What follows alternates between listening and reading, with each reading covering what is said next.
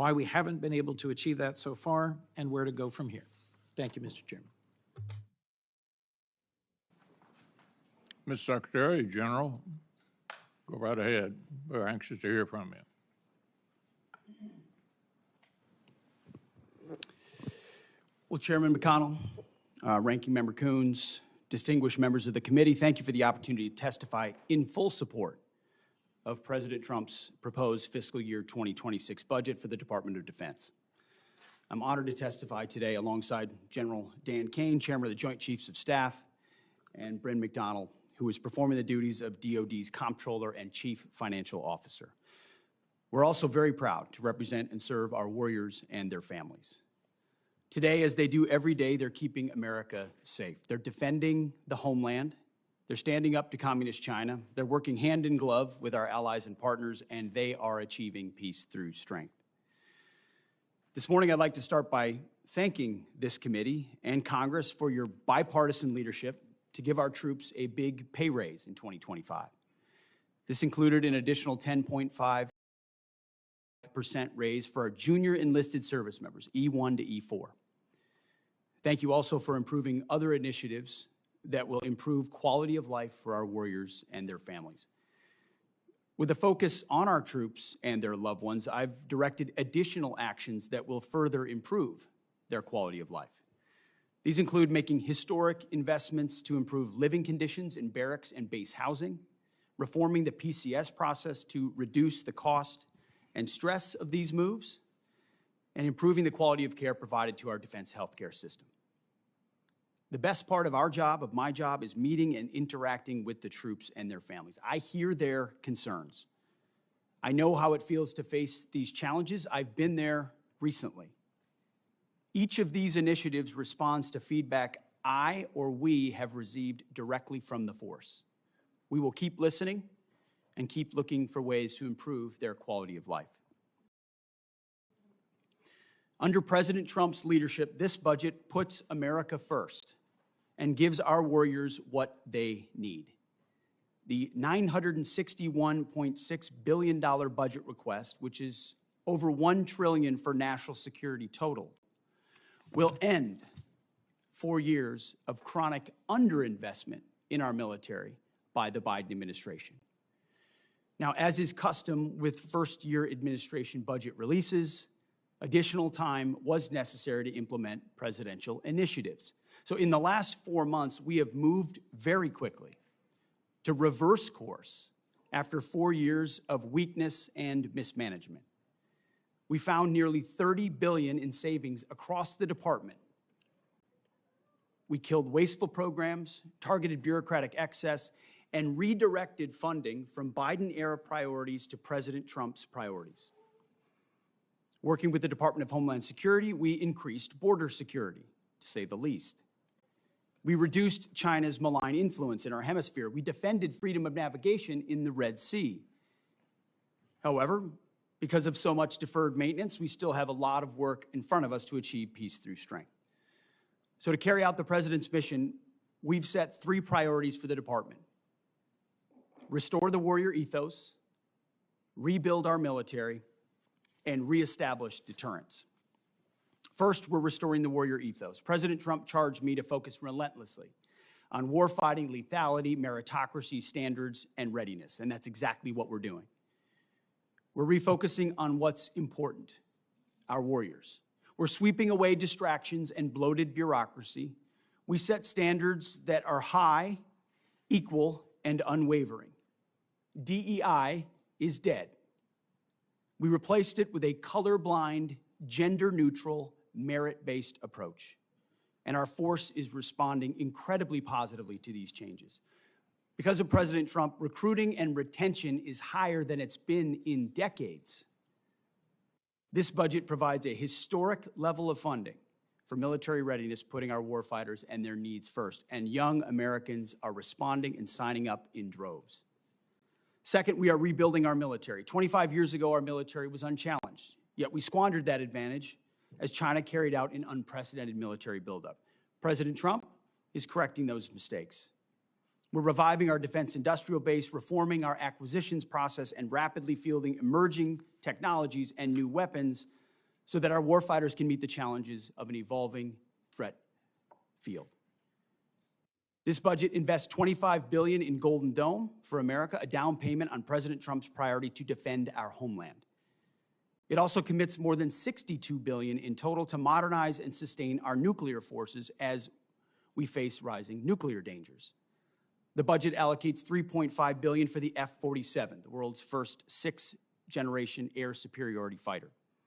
The budget will also revitalize our shipbuilding industrial base with $6 billion in funding in FY26 and $47 billion total in shipbuilding. The budget also significantly increases funds to buy next-generation technology, including autonomous systems, long-range drones, long-range fires, and hypersonics. We will put these capabilities in the hands of our warfighters. These steps will keep us the strongest and most lethal force in the world. Third, we're reestablishing deterrence. When an opponent sees our well-equipped and tough-as-nails warriors, they will decide that today is not the day to test American resolve. Credible deterrence starts at home. It starts with securing our borders. We will achieve 100% operational control of our border, and so far border crossings are down 99.9% from the open border policies of the previous administration. The Indo-Pacific is our priority theater, and China is our pacing threat. That's why I've traveled to the Indo-Pacific twice already to visit our forces and meet with our allies and partners. As we shift our focus toward the Indo-Pacific, President Trump looks to our allies and partners to be force multipliers alongside the United States. We are making progress in that endeavor on multiple theaters. We applaud those allies and partners who are stepping up, but also need more done more quickly, to include with our partners in Europe. As the President has rightly pointed out, it is only fair that our allies and partners do their part. We can't want their security more than they do. The Defense Department is executing a common-sense agenda to achieve peace through strength. The threats we face are serious. Our investments to counter them must also be. That's what this budget does. It matches capabilities to threats. We long for peace, so we must prepare for war. We are overcoming decades of neglect and decline. We must fortify our position as the world's most lethal fighting force, and that means acting fast. This committee is a critical partner in everything we do. Your leadership and oversight is essential. We look forward to accomplishing these goals to achieve peace through strength, support our warriors, protect our citizens, and do right by our taxpayers together. May God grant us the wisdom to see what is right and the courage to do it. Thank you. Chair McConnell, Ranking Member Coons, Chair Collins, other ranking members of the committee, senators, thank you for having me today. I'm honored to join Secretary Hegseth and Ms. Bryn McDonald to appear before you today to testify on the President's fiscal year 2026 budget. Today's hearing reflects our shared commitment to maximize efficiency and accountability of our taxpayers' dollars, ensuring every expenditure increases the lethality and survivability of our joint force, and providing our warfighters with the advanced capabilities and cutting-edge technologies at scale required to dominate our adversaries. I've got deep gratitude for the leaders in this room and your commitment to helping deliver the capability and capacity required of our 2.8 million service members, civilians, and their families to deliver peace through strength. It's my responsibility as chairman to understand, advise, and integrate our joint force capabilities to confront the risks that we face worldwide. This demands a comprehensive understanding across every domain: land, sea, air, space, and cyber, across all the military services, every region of the globe, and all time horizons. It also requires making hard, informed decisions about where to recommend we prioritize our finite capital that you give us in order to determine and return the ROI on that capital. The President's budget enables the joint force to defend our great nation from adversaries, Mr. Chairman, as you said, seeking to do us harm. We're relentless in our pursuit of innovation and technology that allows us to hopefully deter war at every opportunity while ensuring that we're positioned to win should we be called upon to do so. This budget empowers the joint force to get after the Secretary's 3 pillars, as he mentioned, restoring the warrior ethos, rebuilding our military, and reestablishing deterrence. We intend to deliver that through ensuring that the joint force is properly armed, globally integrated, and ready to go. As I mentioned, the President's budget invests in our warfighters. To win on the battlefields of the future, our forces must be properly armed now, at scale, with the right mix of capabilities: lethal, modern, reliable, and survivable. Victory requires people and platforms that will allow us to overmatch the enemy, systems that will work under the most harshest conditions, and technologies that will give our warfighters a lethal edge. The budget gives us the necessary tools to reinvigorate our national and defense industrial base. And our nation is full of incredible talent, and we need every bit of it to support the warfighters' demands. This budget also helps the joint force to become more globally integrated. We are relationship entrepreneurs in the joint force, not only working together with our military, but our allies and partners, the interagency, and industry to deliver the capabilities that we've got to have. Finally, the President's budget reflects our mandate to be ready, always on the account, anticipating the next fight, not fighting the last fight, in order to deliver for our force and their families. And our force and our families are the most important part. This budget makes meaningful investments in our service members and their families, improving quality of life, housing, and medical care, and the moving process. As long as our most precious asset, our people, are properly armed, integrated together, and ready to go, our citizens will be defended, our enemies deterred, and our nation safe. Speaking of keeping our nation safe, I want to highlight the gunnery sergeant behind me, the senior enlisted advisor to the chairman, who after 37 years of selfless service to the nation and as the nation's highest ranking enlisted service member, will retire from the service later this month. And he and his wife, who's also a Marine, have gone all in over and over again. It's an honor to serve every day alongside some of the most extraordinary warriors, civilian teammates, civil servants, and our families in this nation have ever known. I assure this committee that the joint force remains committed and ready to go. With your continued support, we'll maintain the competitive edge that we need to have. I'm also reminded to always remember our deployed service members right now and their families, who are right now, as we sit here today in this hearing room, out there doing our nation's business. And I would ask us all to remember our fallen and their families, who continue to show us what right looks like. I thank you for the Congress and this committee for the support, and I look forward to your questions. Thank you, General. Mr. Secretary, probably won't surprise you, but I'm going to start with Ukraine. And I'm going to ask you a series of questions, but I don't want you to linger on any one of them, but answer the series of questions in one answer. Number one, who's the aggressor and who's the victim in the conflict? Russia's the aggressor. Which side do you want to win?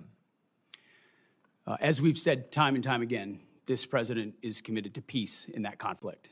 Ultimately, peace serves our national interests, and we think the interest of both parties, even if that outcome will not be preferable to many in this room and many in our country. Which side is President Xi pulling for? Well, as was stated by both of you, we obviously understand, unfortunately, under this administration and the policy, under the previous administration and the policies they pursued, it has driven Russia and China closer together. So there's no doubt that China would prefer that Vladimir Putin have a good outcome. But it would also prefer a prolonged conflict that would keep us and other countries tied down and incapable of paying attention to the malign influence of China elsewhere. One thing I'm sure we agree on is we don't want a headline at the end of this conflict that says Russia wins and America loses. And given the fact that all of our adversaries are communicating with each other, that's extremely important if we're going to continue to play the role in the world that the vast majority of members of Congress think we should still play, particularly now that our adversaries are more significant than they have been since the Berlin Wall came down. With regard to the money we're spending, what's the return on the investment of our security assistance to Ukraine? Senator, I would just say, given the approach of President Trump, that's not the headline, regardless. The previous administration, under the Obama administration, Crimea was invaded, and we gave them blankets. Under President Trump, during his first term, he gave the Ukrainians javelins, and the Russians did not invade. Under Biden, the Russians did invade, and aid was slow-walked incompletely, and as a result, it became a gridlock. Thankfully, the javelins that President Trump provided actually stalled the Russian advance. Now we are at a place where Vladimir Putin knows that President Trump is strong.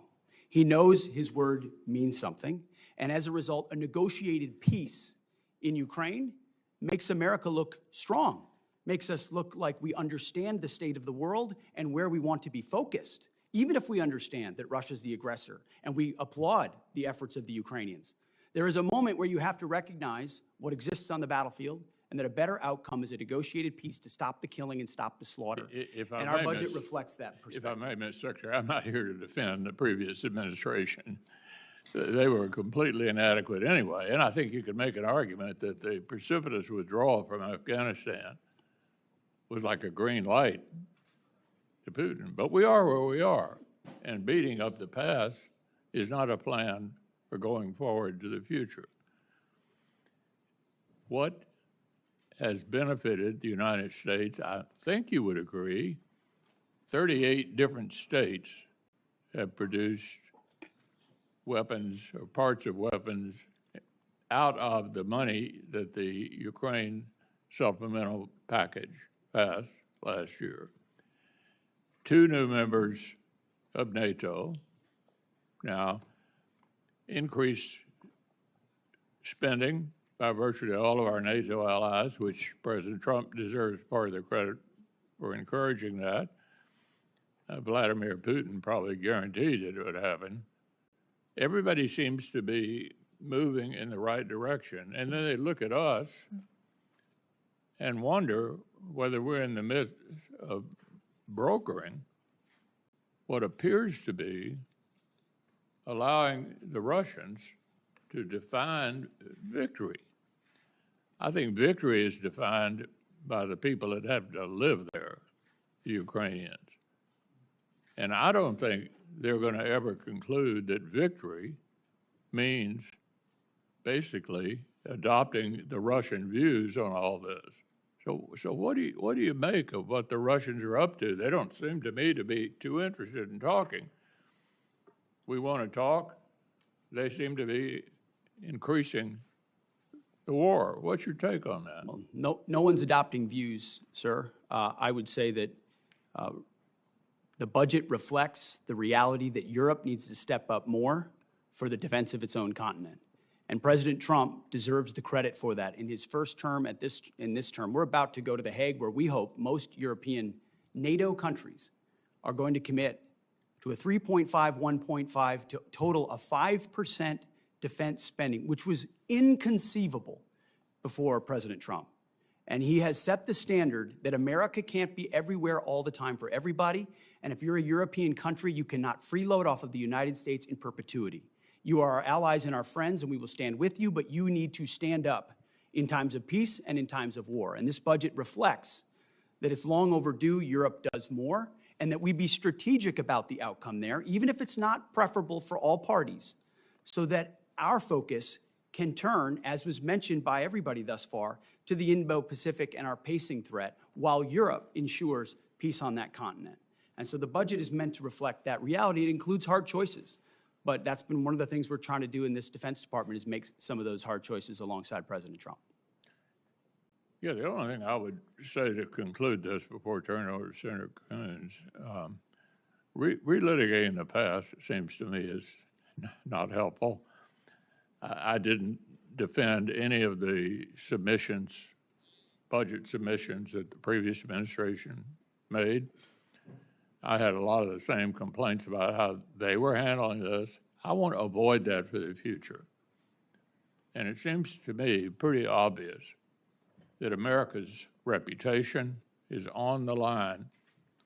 Will we defend democratic allies against authoritarian aggressors?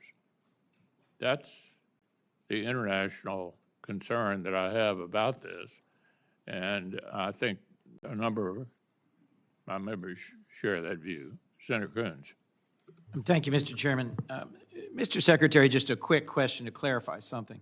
Is a full year continuing resolution bad for the Department of Defense? Just yes or no? Sir, a full year continuing resolution is never preferable for any department, especially the Department of Defense. Not preferable. And I know, General Kane, I don't need to ask you because your written testimony specifically says routinely operating under continuing resolutions lowers buying power, results in less deployable capital, makes it harder for industry to make long-term investments. And is it your commitment, Mr. Secretary, that you'll work with us to achieve a full-year appropriation? You'll submit the budget documents necessary, work with us closely, that we'll be able to do our work so you can do yours.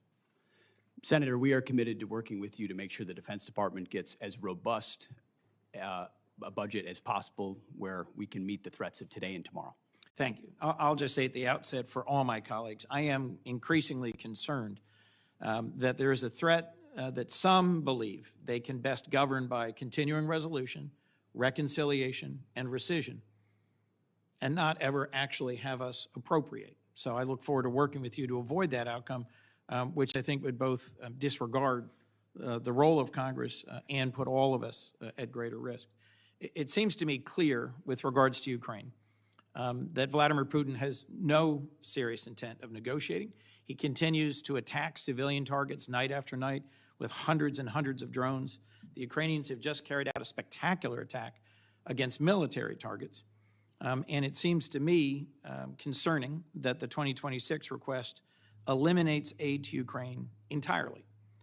At the same time, the Senate has a strongly bipartisan bill led by Senator Graham and Senator Blumenthal to impose more sanctions on Russia, and many senators of both parties want to provide more aid to Ukraine. Would you agree, Mr. Secretary, that the United States should use every tool it has at its disposal, including additional sanctions, to pressure Russia to come to the table to negotiate a just and lasting peace for the war in Ukraine? Senator, every tool at our disposal? No. We have a lot of tools in a lot of places. Let me be more narrow. Let me be more narrow then. Apply. You said, and I'll take some exception to this, that our European allies cannot freeload off the United States in perpetuity. My impression is that Article 5 of the NATO treaty was only invoked once. It was after 9/11. And a significant number of our European allies and partners deployed to Afghanistan alongside us and suffered significant combat casualties.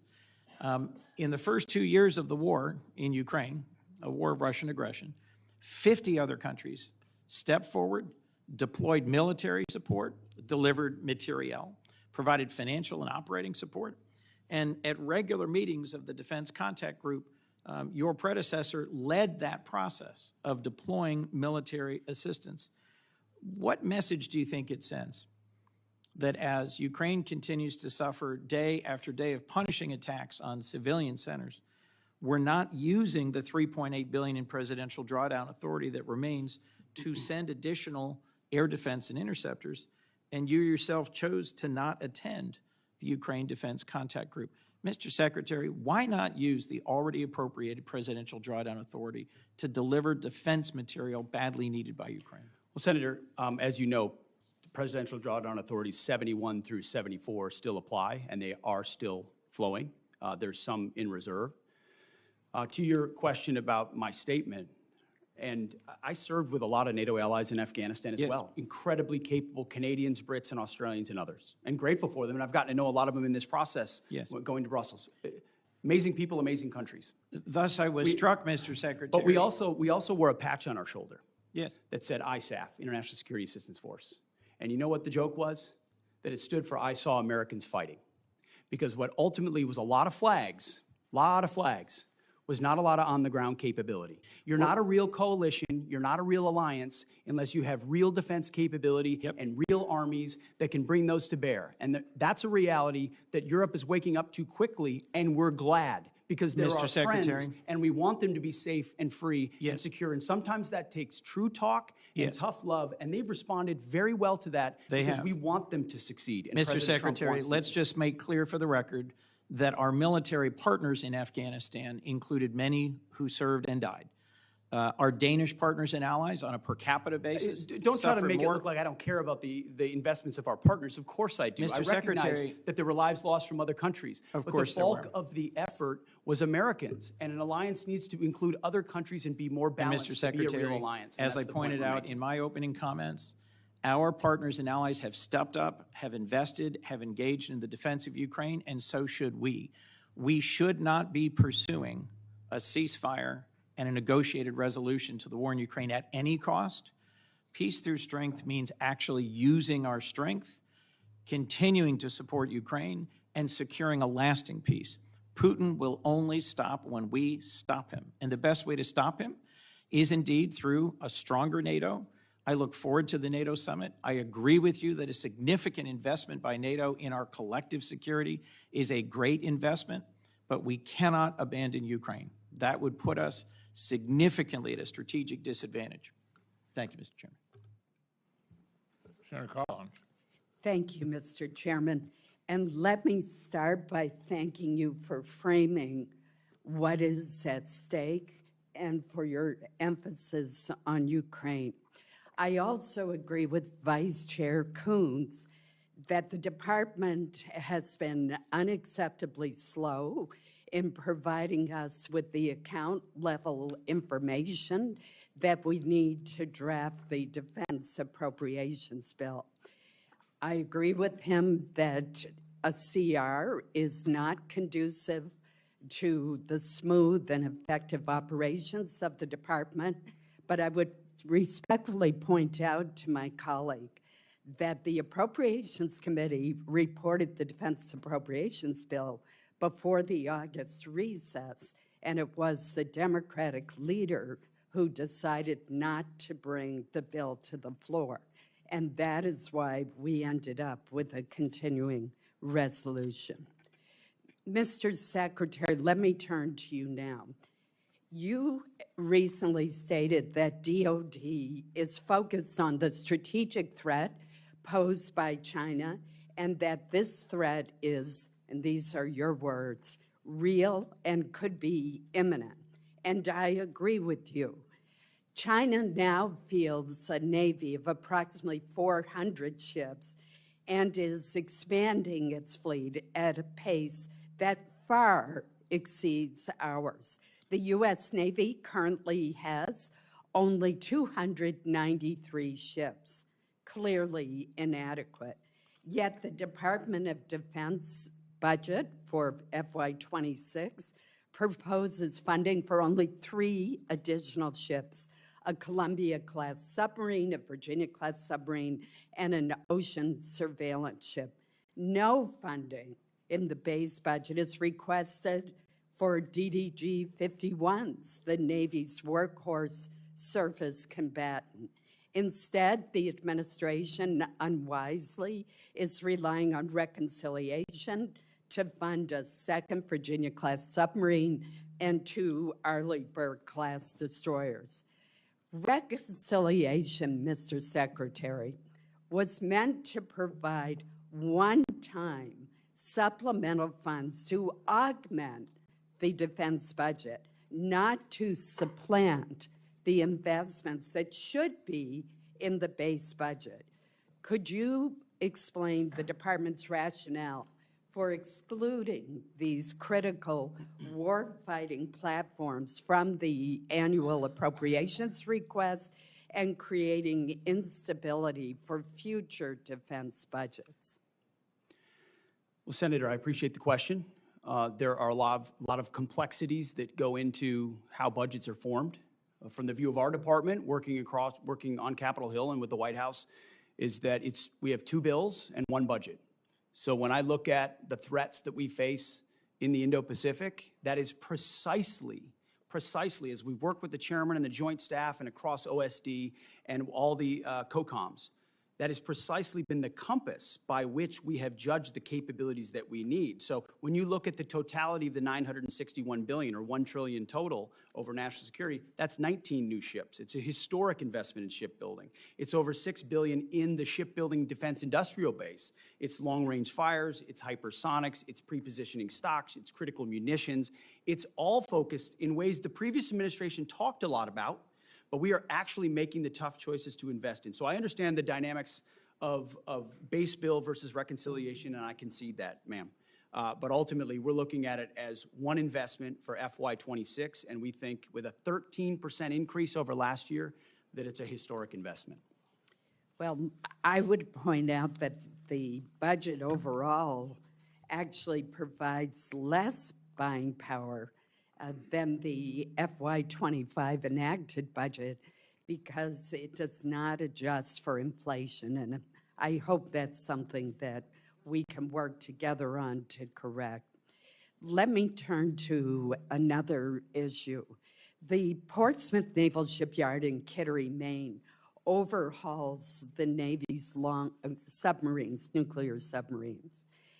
Senator Shaheen and I helped to secure an exemption from the hiring freeze for the shipyard, and that is absolutely essential. But if I could speak for Senator Shaheen as well as myself, both of us are hearing from shipyard leaders as well as the Navy, as well as the rank and file workers, the union leadership, that the delays in hiring and onboarding across the workforce, from frontline mechanics to security personnel, continue. Could you speak to what is causing this delay since the exemption from the hiring freeze was granted months ago? Well, it's a great point, Senator. I will have our team dive into that because that should not be the case. There was very specifically exempted because of the importance of those shipyards, and whatever we can do to speed it up for you, we will do. Thank you. Thank you, Senator Collins. Senator Murray and then Senator Graham. Thank you very much, Mr. Chairman. Secretary Hegseth, you oversee one of the largest and most important organizations on planet Earth. More than anything, the Department of Defense needs stable, competent, and strategic leadership. And much as I had feared back in January, it is not what we are seeing under your leadership. In a matter of months, you have lost top aides and reportedly struggled to hire new ones. You have fired highly respected top military officials. You shared highly sensitive attack plans over Signal and apparently with people in your own personal circles, and you've not taken responsibility for those mistakes. All the while, the security challenges we face have grown larger, not smaller. And then in the face of these challenges, you have taken a series of actions that weaken our posture. For example, in my home state of Washington, which is home to many DoD installations critical to our Indo-Pacific strategy, you have pushed out almost 2,000 highly trained civilian employees, including at Puget Sound Naval Shipyard. Mr. Secretary, you talk about returning the department to its mission of warfighting, but I am repeatedly hearing that your policy and personnel changes at the Pentagon are only undermining, not strengthening our military's preparedness to protect our country. You are deploying the American military to police the American people. You're sending the National Guard into California without the governor's request. Sending the Marines not after foreign threats, but after American protesters. And now President Trump is promising heavy force against peaceful protesters at his D.C. military parade. Those sorts of actions and that sort of rhetoric from a president of the United States should stop every one of us cold. Threatening to use our own troops on our own citizens at such scale is unprecedented. It is unconstitutional, and it is downright un-American. We should all be speaking out against this and demanding accountability. Now, Mr. Secretary, I have to say, for people who tout their commitment to transparency and efficiency, I've never seen an administration more bent on hiding basic facts from American people. Your department has been unresponsive to congressional inquiries and oversight requests, all the while you are working to muzzle the free press, denying journalists access to the Pentagon press corps. Now, before I turn to my questions, let me just note, it is now mid-June, and we only, just a few days ago, received some, but not all, important portions of your budget request. It should not have taken this long to get this request, and we do still need to see the justifications in order for this committee to do its work. We're missing those. Not having a full budget at this juncture is really unacceptable. So I am deeply concerned. So let me turn to my questions, and this is important. This administration has put the civilian workforce under attack from day one, encouraging resignations, firing probationary employees, instituting hiring freeze, requiring OPM to approve any new hire one by one, and now, new last week, requiring prospective employees to explain how they would, quote, help support the President's executive orders and policy priorities. We have spoken with military installations across our country. Almost all of them have been forced to fire skilled civilian employees who are badly needed, and all of them also have hundreds, and in some cases thousands, of new hires ready to bring on board, but now have to individually be reviewed by OPM, apparently to ensure that they support the President's priorities. Secretary Hegseth, I want to know, and keep your answers short, I have limited time, will you be firing more shipbuilders, yes or no? Senator, we haven't fired shipbuilders. We've offered through a right-sizing of our civilian positions, which So everyone in this committee would acknowledge that the Defense Department has had a bloated bureaucracy for a long so time, you have will given a not be- all process by which some people we can all choose know to the take process. a DRP. I'm just asking So you a it's not a question. firing of shipbuilders. so That's a you're- totally disingenuous characterization of what our Let me department is just ask doing. We are you, focusing on shipbuilding. Mr. ma'am. Secretary, do we need more or fewer shipbuilders? We are investing historically in our shipbuilding defense industrial base and workforce and ships in this budget, more than anything the previous administration ever Okay. did. So, well, you managed to fire highly skilled workers, including my home state of Washington, for no reason. So let me just say, the Navy needs welders, not people who can recite a president's executive orders. If the Navy wants to hire a qualified candidate for the role, but that candidate happened to vote for or donate to Democrats, would they be hired?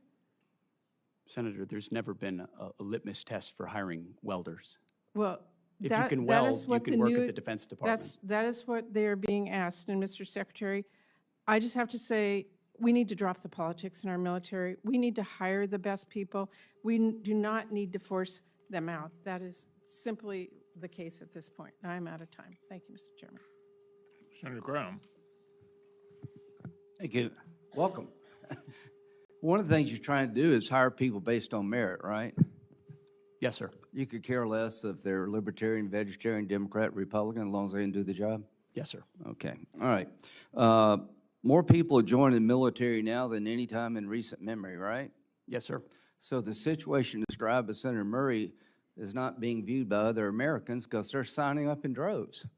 Senator, there's been a historic surge. You know why? Because they think you're a winner. They think you're going to lead. They think you're going to have their back. That's why they're signing up. Keep doing what you're doing. Now, do you agree that the world kind of miscalculated Hitler in the 20s and 30s? Certainly did not understand the scope of the threat. Yes, Like the Senator. guy wrote a book, I want to kill all the Jews, and nobody believed him. You remember that? General Kane, is that a fair statement that the military-industrial complex of the 20s and 30s really didn't miscalculated Hitler? Yes, sir. The danger of that is like 50 million people get killed. So let's don't do that now. As to Iran, they say they want to kill all the Jews. Do you agree with them? I believe they mean what they chant. Yes, Senator. Do you agree with that, General Kane? Sir, I think they've got some agendas for sure to. Well, is that advance agenda to use a nuclear weapon against Israel? Sir, I think they would potentially. They do had that, a yeah. nuclear weapon, would they use it against Israel? In your professional military judgment.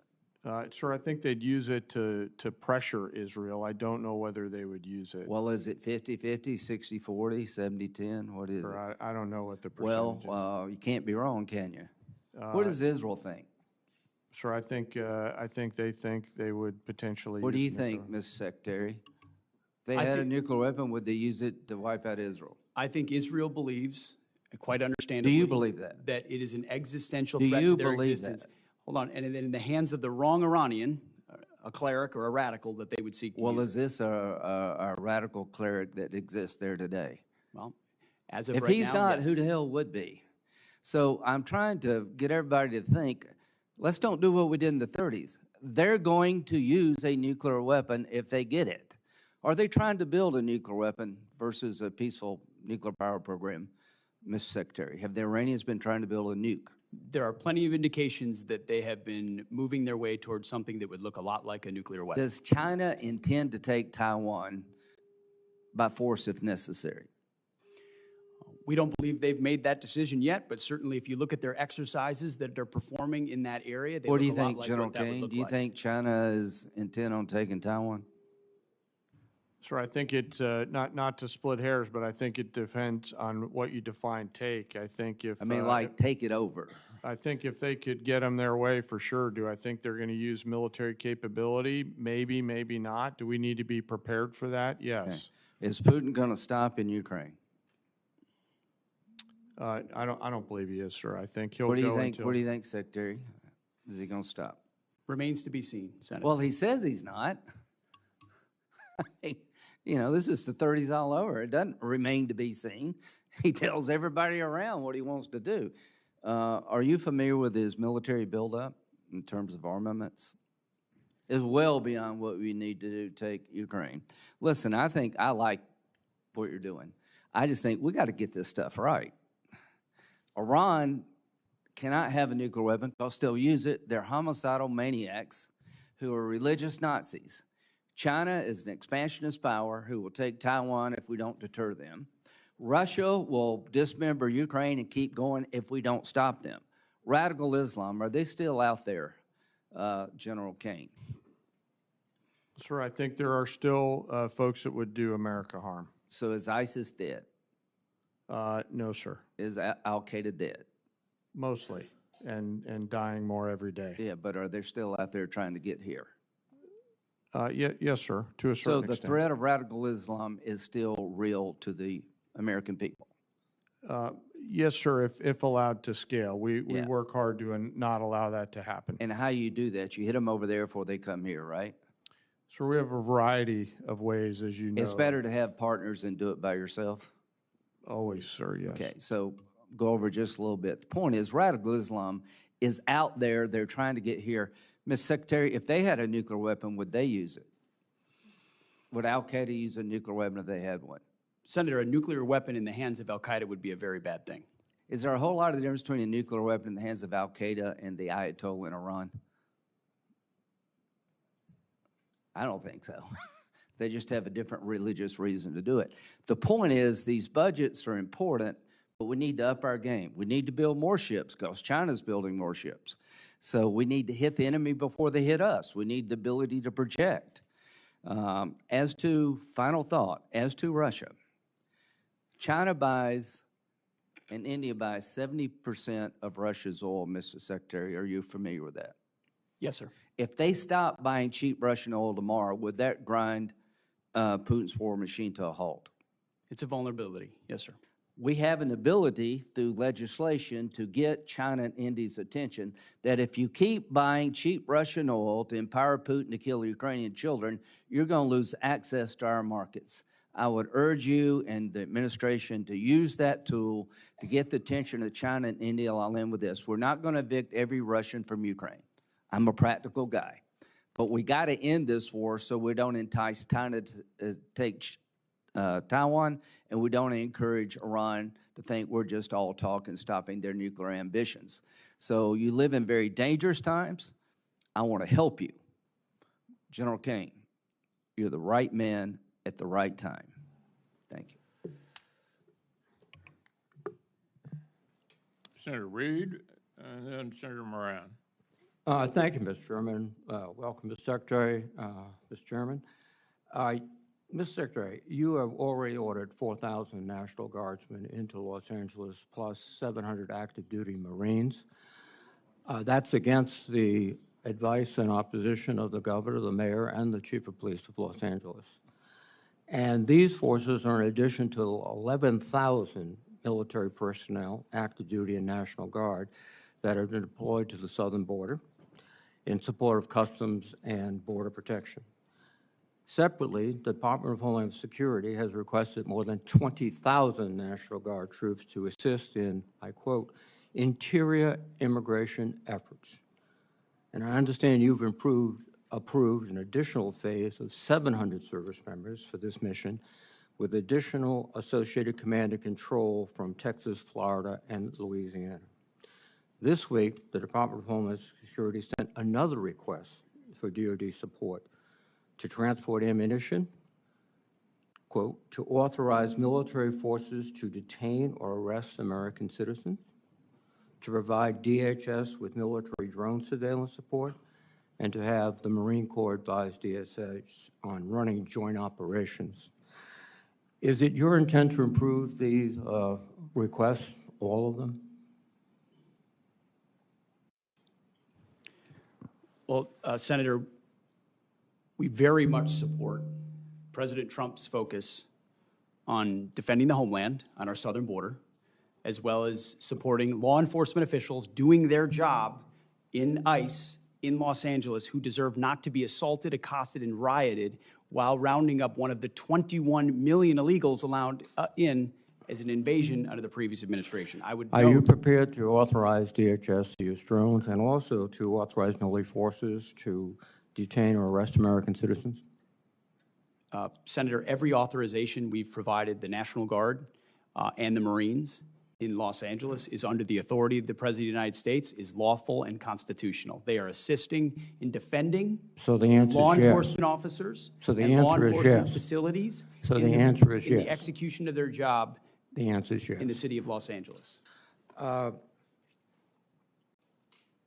are you paying for this? Is this done on a reimbursable basis by the Department of Homeland Security, or is the Department of Defense paying for this? As we mentioned yesterday, a lot of this we are paying for, and some will collaborate with DHS on. And how is that done, given a CR which restricts your spending dramatically? What are you taking from? Readiness? Well, as we acknowledged, and I can pass to my colleague Bryn, who knows the details on this, but in 2025, where we took from, we have completely refunded and then some in the FY26 budget. Your whole ethic seems to be revolving on the lethality of the military force. How is this operation with Marines and National Guardsmen improving their lethality? Senator, you mentioned the 11,000 at the border. It's actually 13,000. And I've been down there to speak with them multiple times. And people will say that mobilization hurts readiness. When you talk to them, it actually improves their readiness. I'm talking about lethality. That's what you talk about all the time. Readiness and training and Training, accountability is all part of lethality. No, that's right, The training. more ready you are, the more capable you are, the more accountable you are, the higher your standards How are. much- It all makes you more lethal. So you're, And the mission in Los Angeles, as you know well, sir, is not about lethality. It's about maintaining law and order on behalf of law enforcement agents who deserve to do their job Excuse me. without being attacked by mobs of people. And so we're Law- very proud that the National Guard and the Marines are on the streets defending the ICE agents, and they will continue to law do that. and They're doing a order great is job. a civil function under the Constitution of the United States. Civil enforcement, law enforcement authorities, not the U.S. military. And There's there- plenty of precedent for the U.S. military supporting law And enforcement officers. what your military is doing right now is laying concertina wire, guarding buildings, maintaining vehicles for other services. This is not only, I think, illegal, but also a diminution of the readiness and the focus of the military. But let me change course a bit. There's a general understanding that you have taken possession of this Qatari aircraft, the 747.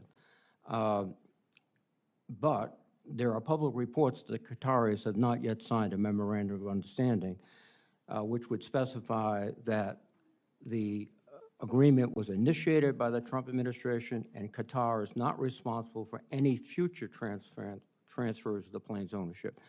Are you in possession of the Qatari airplane now? Any specifics about future aircraft that could be Air Force One can't be discussed here, but Sure, it can be there discussed is a here. Are you conversation in about a possession- memorandum of understanding. A memorandum of understanding remains to be signed, Senator.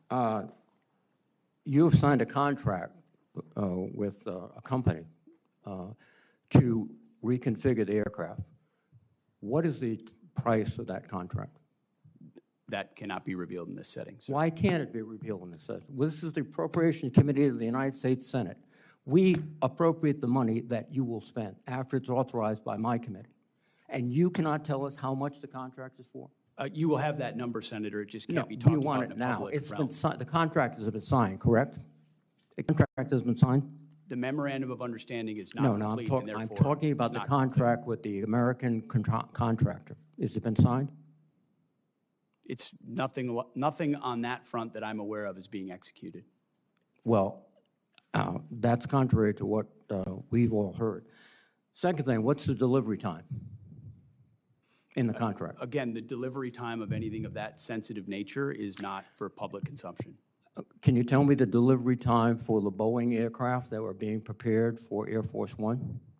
Was that in the contract? One of the problems is that the way we actually procure aircraft in this country takes so long Oh, that yeah. when it's ordered, it's 7, 8, 9, 10 years late, requiring the necessity for a stopgap alternative. Well, no. What you've just said is that the Boeing information was public knowledge. The delivery date, the cost overruns, but this is not. Because this is not only a bad deal for the American public, it is just it's gratifying the president's ego. That's all it is. Thank you.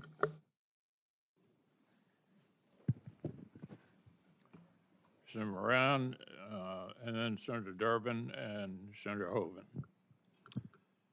Chairman McConnell, thank you. Secretary, an issue for me as a Kansan, but an issue for folks who fly out of Ronald Reagan National Airport. January 29th, Army Black Hawk helicopter and a commercial airliner arriving at DCA from Wichita collided midair. I know you're aware of it. You were involved in responding on the night of the accident, January the 29th. It killed 67 individuals, many of them Kansans.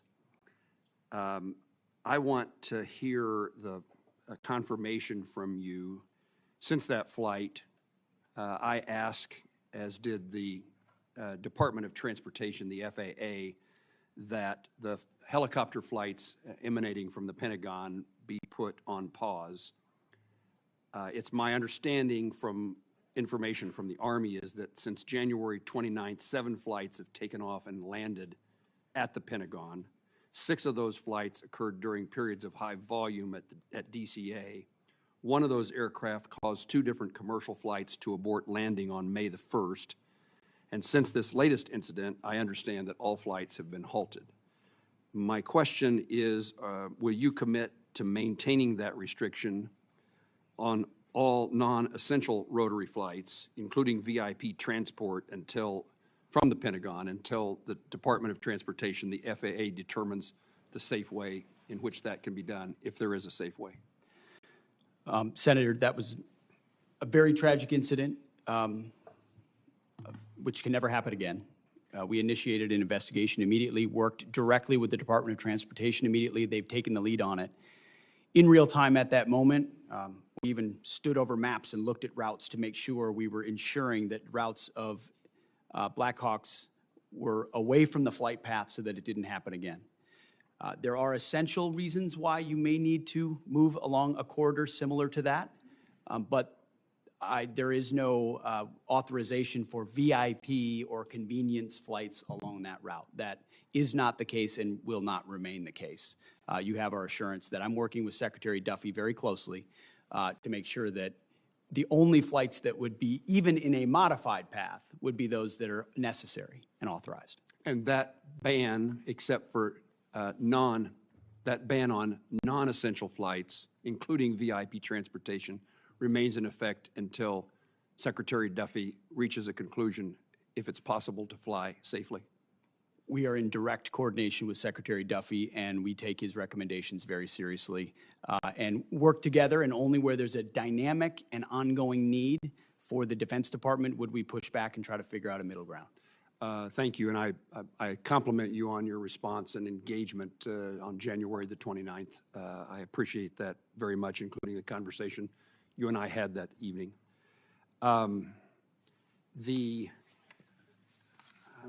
There's so many national and international issues I want to talk to you about, but I also want to make certain that some things that no other member of this committee would ask about a circumstance that I've encountered in Kansas, and we've sought the Department of Defense's help, and we're fighting, in my view, we're fighting the bureaucracy. We have a Army Corps of Engineers lake in Kansas. It's next to a city, a community called Council Grove. It's a county seat town of several thousand people. Their community depends upon the tourist traffic and usage of that lake. They had a manager, a ranger at that lake. The Corps did. That ranger shifted to another lake. The hiring freeze prevented somebody from being hired to replace that person. The Secretary of the Army, I appreciate his cooperation, signed a waiver to allow the hiring, but now have been told weeks to months for the Army Corps of Engineers to go through the hiring process to replace the person. And if I could get your attention or your staff's attention to see if there is not a faster way. This community says that the people who come to stay and visit the lake, so at the moment the marina is threatened to be closed. There's no one to clean the latrines. No one can check the permits. So the lake is unusable, and summer is the season in which this community thrives based upon visitors to the lake. And I was told by the Army Corps of Engineers they had the person they wanted to hire. That person had applied, but the hiring freeze prohibited him from being hired. And they have people in mind to be the seasonal employees to do the seasonal work at the lake. But now the bureaucracy, my word, not anybody else's, I suppose, the bureaucracy of the Army Corps of Engineers delays this even weeks or months longer. The season, we've already missed Memorial Day. Can you help me? This is an issue we were made aware of almost in real time, and the Secretary of the Army was very responsive. He was. And I'm actually meeting, as it happens today, with the Director of the Army Corps of Engineers to, across the board, identify where this is happening and free it up, so it'll get special attention. I appreciate that very much. The season is fast dissipating for the success of that community's economic well-being.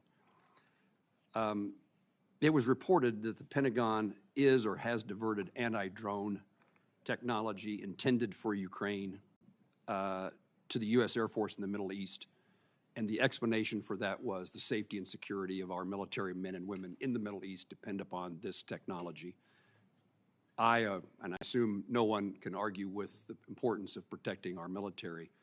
Was there a precipitating factor that caused that circumstance to be, that move to be necessary? And is there any plan to provide Ukraine with the necessary technology to replace that those anti-drone defenses? Senator, as you know, the Middle East is and remains a very dynamic theater. In the interest of putting America and Americans first, we're going to surge counter-UAS systems to our troops and our bases and our places first if we think there's a potential for a threat. And considering the environment there right now, that has been and will continue to be a priority for us. What about the capability of resupplying or reinserting that technology into other places, including Ukraine? Is the capacity just not sufficient to do that? we would have to review the capacity, but it's one of the challenges of all the munitions that we've given to Ukraine over these last 3 years. Is it's created some challenges in other places. I can imagine that many things are frustrating to you as they are to me, and one is our inability to have a supply chain sufficient to meet the global demands of the United States military in our country. And it is a focus that I heard you say in your testimony is one of yours. And our safety is dependent upon a private sector supply chain necessary to meet all needs, in my view, including those of supporting Ukraine. I'm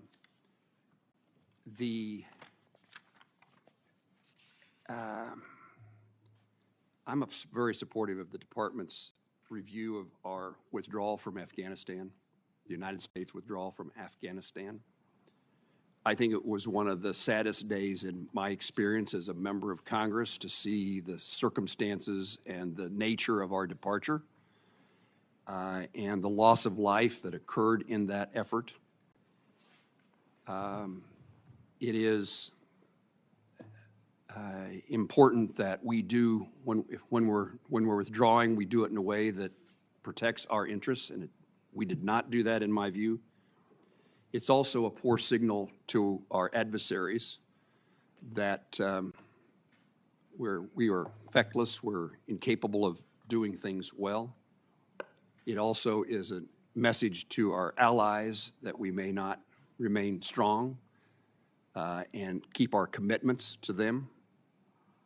So while I wouldn't debate the departure from Afghanistan, in my view, it's undebatable about the nature of the withdrawal and how damaging it was to our country. In the midst of all that chaos, we abandoned thousands of Afghans who worked side by side with Kansas soldiers. I hear about it frequently, and I heard more about it back at the time about who we left behind that were allies and friends of those who served. Can you help fix the problem of those who are in limbo, who were our Afghan allies, and their status either here in the United States or their status waiting to come to the United States? What should be our policy? Senator, our doors have been open and Could I just take a minute Yep. to encourage everybody to stay within the 5 minutes, because we have a number of senators here who need to get a chance. I obviously violated the rule and didn't know it, Mr. Chairman. So after Senator Moran, we'll go to Senator Durbin and then Senator Hoeven. Mr. Secretary, I'll follow up with you. Okay. My turn.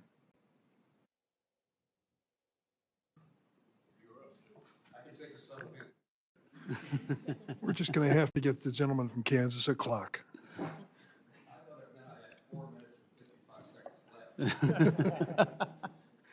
Mr. Secretary, I was surprised to learn that medical research has discovered the probability that men and women who serve our nation develop certain cancers more prevalent among them than the general population. Are you aware of this?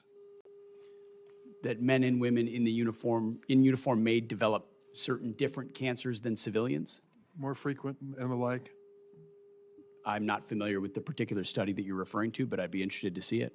Also, I learned at the same time that brain injuries are particularly prevalent among some members of our military. And understanding the violence of that experience, it's not a surprise. But it does have long-term impact. Were you aware of that? Yes, sir. Do you know why? Well, decades of deployments to places where explosions, large and small, happen on the regular basis, and certain people are right next to small explosions on a regular basis or big explosions in one incident, or they have a duty MOS, like you're an artilleryman, where the constant thud of that alters the physical aspect of your brain in ways that we don't fully understand, but we know are caused by that service. So we're very aware of that. Do you feel a special responsibility as Secretary of Defense representing these services and the men and women who are part of them to make sure that we get as quickly as we can to the bottom of this and figure out what we can do, if anything, to reduce the likelihood of additional cancers or brain injuries? Senator, I served with a lot of men who were affected by, in a lot of ways, by those types of symptoms, including symptoms that led to the taking of their own life. This is a deadly serious issue. We are committed to getting to the bottom of who it affects and why, and making sure we do right by it. So let me tell you what I've done about it. As chairman of this subcommittee at one point in time, we have dramatically increased the medical research to protect the men and women in uniform. As we learn these things, we want to get to the bottom of it as quickly as possible. It is enough for me that they risk their lives for our country. We shouldn't make it a more dangerous situation, and we ought to understand what's going on in their minds and their bodies when they serve. And as a result of that, we have dramatically increased defense medical research. I think we owe it to the men and women in uniform. Your budget cuts two-thirds of that amount for defense health research. How can that be consistent with our mutual goal of making the military life a safer life for our men and women in uniform? Well, Senator, I would take issue with your characterization that all two-thirds of that, whatever was reduced, is focused on the issues that you just spoke about, because those are issues that, as a secretary who's very close to these issues and knows people close to these issues, my team knows that's exactly the type of research that we would fund. But we did find lots of other research inside the Defense Department to the tens and millions, and in some cases, hundreds of millions of dollars that was a boondoggle for the American people. Why? And we were, Why do we you were say, proud to get give me rid an of it. example of a boondoggle in medical research in There are defense multiple. health.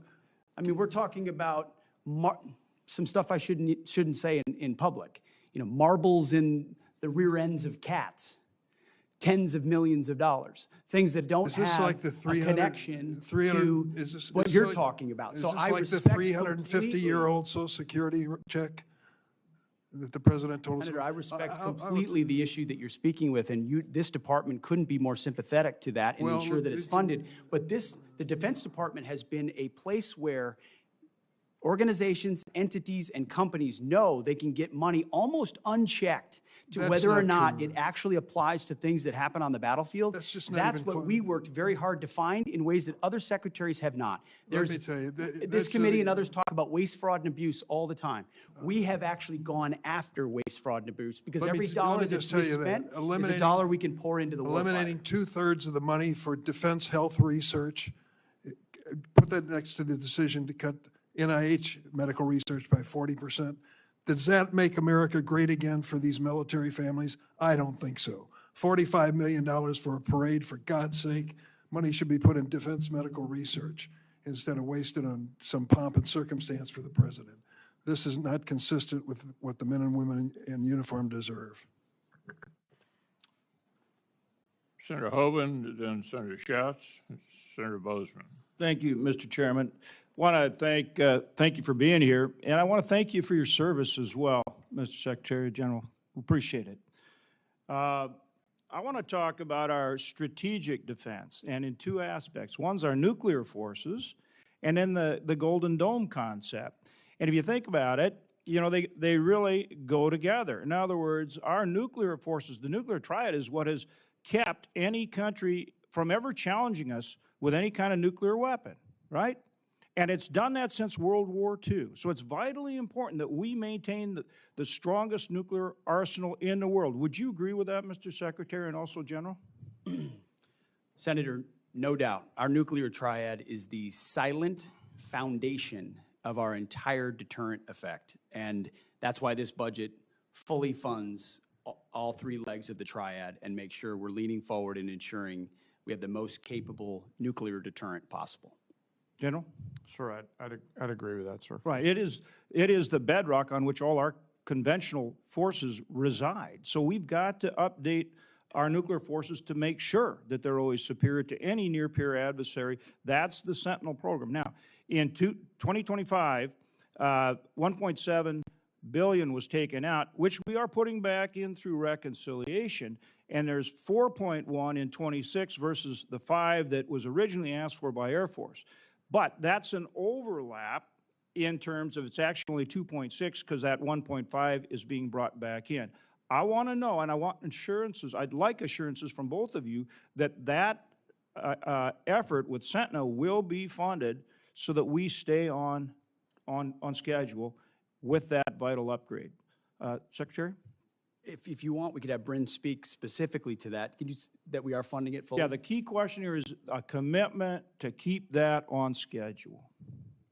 Yes, sir, the Sentinel is fully funded. The only reductions in '26 were a reflection of the Nunn-McCurdy breach that the Sentinel program experienced. But since then, there's been a restructuring, which the Secretary can speak to. And Secretary and General, y'all are committed to keeping that on schedule and providing the funding to do The it? challenge with that program was been how it was administered from the beginning, which everyone in this committee is aware of, leading to the Nunn-McCurdy breach, needing to an understanding of how we do it properly. We are putting our best people with a daily focus on this program to get it back on track, because that's how important it is. So you are committed to keeping it on schedule. And on Nunn-McCurdy, generally Air Force, I want to commend. They've done some good work, and we've worked closely with them. But we need a commitment to keep the funding going, to keep them on schedule as well, with the revisions based on Nunn-McCurdy. The funding is there, Senator. It will be incumbent on the service and others to keep that on track. But it has not, thus far, been a program that's done that. Right. But I'm not criticizing you. I'm trying to make sure you're committed to keeping that funding in place to do it. Is that the case? The funding is in the budget for FY26 completely. Okay. General? Sir, I'm guessing you know that in my job, I don't actually fund anything. I just recommend and advocate for. So I'm going to defer to my bosses to the left on the. I understand, but there's a difference between what you all in the Air Force have asked for and what's in the budget. Yes, I sir. understand the Nunn-McCurdy adjustments. I just want to make, and we're working closely with Air Force, and we'll continue to. I just want to make sure the commitment's there. Sir, you've got my support to continue to advocate for the program through the Air Force and through the chief and the secretary down there. Thank you, sir. And then I want to flip to the other side of the coin, which now is Golden Dome. I mean, we've got the nuclear forces, so nobody ever tries to fire a missile at us, right? And then with the Golden Dome, it's, well, I guess if they do, we're going to take it out. Now, in that regard, you've got a number of programs that are critically important to our capabilities to make sure that we have better technology for our forces than our near peer. So, for example, TRMC, Test Resource Management Center at Air Force, we're now developing the Sky Range program at the Grand Forks Air Force Base, which enables us to test hypersonic missiles. I wonder, George Rumford leads that program. I wonder, understand your commitment to that program. To drone, counter drone, which we're seeing is so important, and again, we've got both a test site as well as Grand Sky Technology Park on the Grand Forks Air Force Base. Your commitment to upgrading ISR, not just trying to do everything from satellites, so think next gen ISR, taking beyond Global Hawk, right, which you need in places like, whether it's supporting Ukraine or certainly in the Middle East, and like the very good work you did taking out the Houthis and putting a stop to that nonsense. Okay, and then also SDA and the low Earth orbit satellites. Starting with you, Secretary, talk about your commitment to those programs, and if you agree they're vitally important, both in terms of achieving Golden Dome, but in terms of our near-peer challenges, in terms of maintaining our capabilities, our superiority. And same thing, General, I would put the same question to you as well. Well, Senator, I certainly agree about your lens. Your lens is near-peer adversaries, capabilities to threats, and defending the homeland. Things like hypersonics, like UAS, counter-UAS, ISR, critical to that. That's why there's robust increases in those budgets in all of those places, both for how they might be applied in the Indo-Pacific or elsewhere, but also integrated into the Golden Dome. Thank you. Senator Schatz, and then Could the General respond? Sir, I'd echo the Secretary's response. The effects are the key, and we'll stay close on the effects that you're trying to achieve, and I appreciate your advocacy for those effects. Yeah, I'm going to continue to work very hard to make sure that we have resources going into those programs, because that's where, as they say in hockey, that's where the puck's going. Yes, sir. Thank you. We'll take all resources at all times, sir. Thank you. Thank you, Chairman. Secretary, thank you for being here. Good to meet you. General, thank you. Ms. McDonald. I'll start with General Kane. Is the United States being invaded by a foreign nation? Sir, thanks for your question. I think at this point in time, I don't see any foreign state-sponsored folks invading, but I'll, be mindful of the fact that there has been some border issues throughout time, and defer to you to DHS, who handles the border along the nation's contiguous outline. Is there a rebellion somewhere in the United States? Sir, I think there's definitely some frustrated folks out there. I mean, if frustrated folks were a rebellion, and I guess that goes to my question for the Secretary. Two things. There should be some sort of paper flow that the committee, the Congress, the public can look at in invoking Title 10, Section 12406. So can you give us some clarification on whether the orders that were issued apply to specifically Los Angeles, to California generally, or is this a nationwide order? The orders that have been issued, which are publicly available and known, relate to an ongoing situation in Los Angeles, which could expand to other places. But it's quite easy to point out that there has been an invasion of 21 million illegals in our country under the previous administration. So this what administration was elected to take get a turns? hold of that. Yeah, could we just And take when you turns? have Yeah. ICE officers being attacked with concrete blocks, Secretary, they should be allowed to do their job. Secretary, I'd really like to not try to create a viral moment for either of us. I'm actually trying to understand kind of the scope of this order. The order effectuates the ability to mobilize the Guard and the Marines. In the order, it does not specify a location. It does not specify which Marines or which Guard. And I'm trying to figure out, if you decided to do this collectively in Kansas or any other place, would you need to specify a new sort of fact pattern, or do you think this order applies to any Guard, anywhere, any service branch, anywhere? It's just I get your justification. We disagree about the circumstances. I'm just trying to figure out, did you just potentially mobilize every Guard everywhere and every service member everywhere? I mean, create the framework for that. I understand you didn't. I'm saying, what does the document do, in your opinion?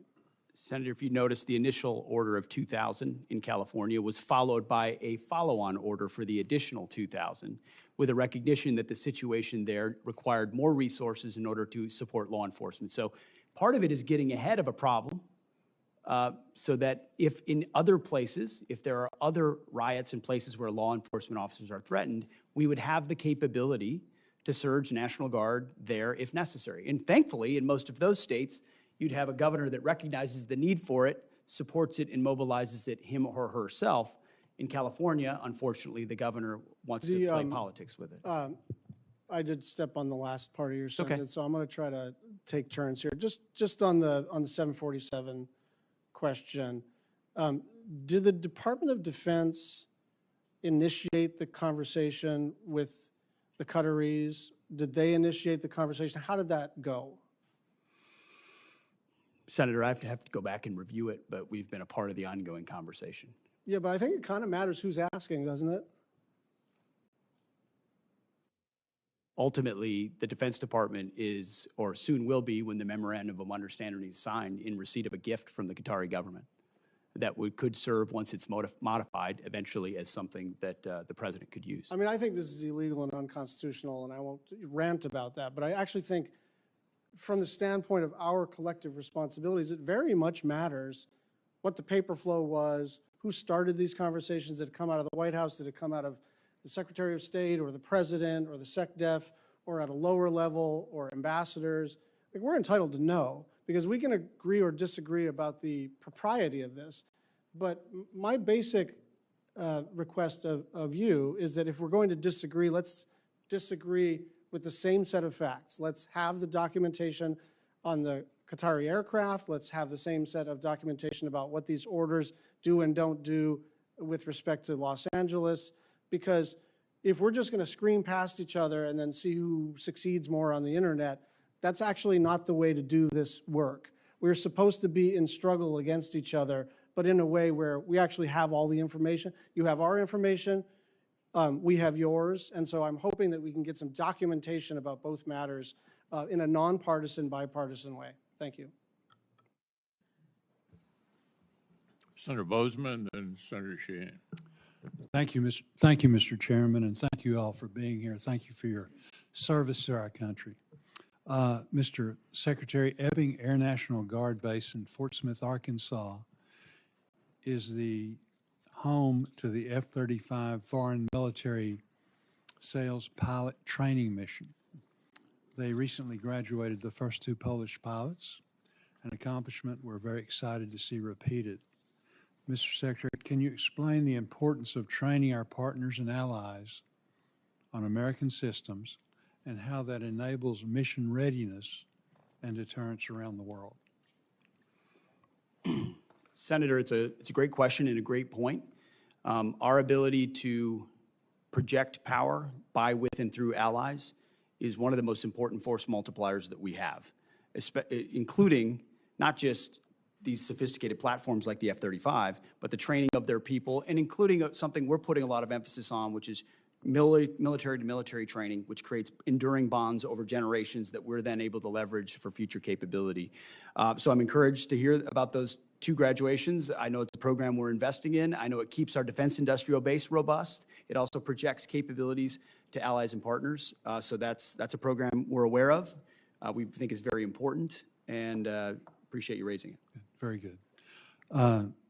General Kane, we've seen how quickly munitions are expended in high-intensity conflicts like in Ukraine and Israel. How vital sustained supply chains are in modern conflict, the importance. I had the opportunity of taking your predecessor into Camden, Arkansas. Yes, sir. To see the great work our industry partners are doing to help solve the problem. However, the department's organic industrial base also fills important capability gaps. Do you believe the department's organic industrial base meets our munitions needs? And if not, where can we invest more to fix that? Sir, I appreciate the question, especially about munitions. You know, one of my jobs as a chairman is to make sure that the youngsters have the combat capability that they need at scale before they need it. So I appreciate the committee and the Congress's investment in the defense side of the munitions build base. My hope is, as I've talked about with some of the committee leadership before, is that we can raise everybody's capacity. Do that through changing the culture in not only the munitions production, but across the entire national and defense industrial base. Encourage competition to keep the prices down. Write better contracts and increase the overall capacity. So I appreciate your investment in the government side. I hope we can continue to grow the private side as well, not just here, but also in our closest allies and partners. It's an important issue, sir. Thank you. Very good. Thank you. Mr. Secretary, while Ukraine's Operation Spiderweb was a success, it also highlighted just how vulnerable our installations remain to potential attacks, particularly from emerging threats. Putting on my Milcon chair hat for a second, how does this operation change the way we think about installation security, survivability? It's an excellent point, sir. I will say that even before that operation, it's something we've put on the forefront of our planning, of the conversations the chairman and I have on a regular basis.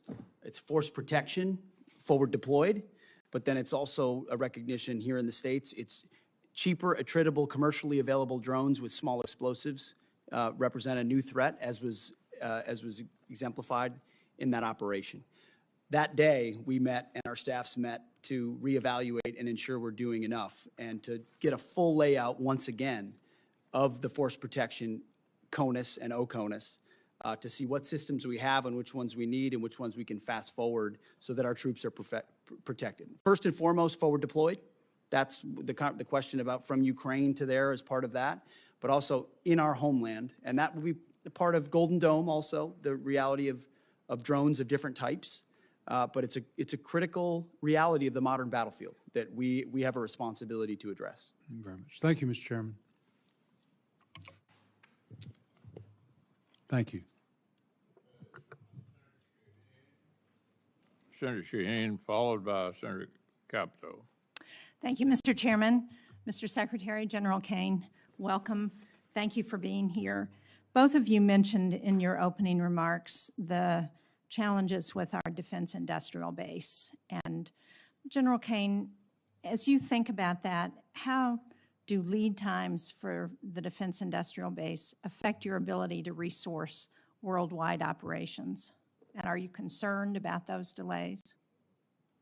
Well, Senator, thanks for the question. And I recall our conversation prior to my confirmation about my opportunity to run a manufacturing business earlier in my life. And, you know, the importance of decreasing lead time in order to backfill the magazine stores if we were to get into a high-end conflict anywhere in the world will be really important.